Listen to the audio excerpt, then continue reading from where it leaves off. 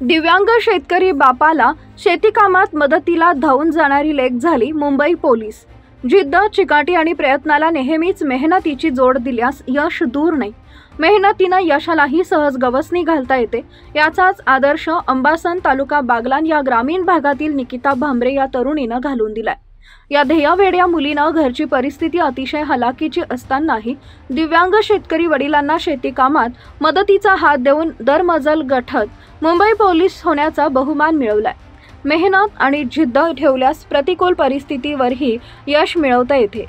यशानंतर लेक पोलीस झाल्याचं वृत्त समजताच आई वडिलांसाठी ही अभिमानास्पद ठरलाय। निकिता ही सर्वसामान्य कुटुंबातील असून वडील विनोद भांबरे व आई अलका भांबरे गावातच शेती करतात। अल्पशा शेतीवर कुटुंबाचा उदरनिर्वाह करून आई वडिलांनी मुलांना शिक्षणाचे धडे दिले।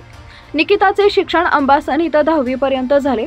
लहानपणापासूनच आई वडिलांना मदत करत शेती कामातही हातभार लावत तिनं हे यश संपादन केलंय। निकितानं 10वी नंतर नामपूर येथील महाविद्यालयात BA पर्यंत शिक्षण घेतलं। दरम्यान कोरोना काळातील लॉकडाऊनमुळे ती शेतातच आई वडिलांना शेती कामात हातभार लावून मदत करत होती। निकिता लहानपणापासूनच पोलीस होण्याचं स्वप्न बघत होती।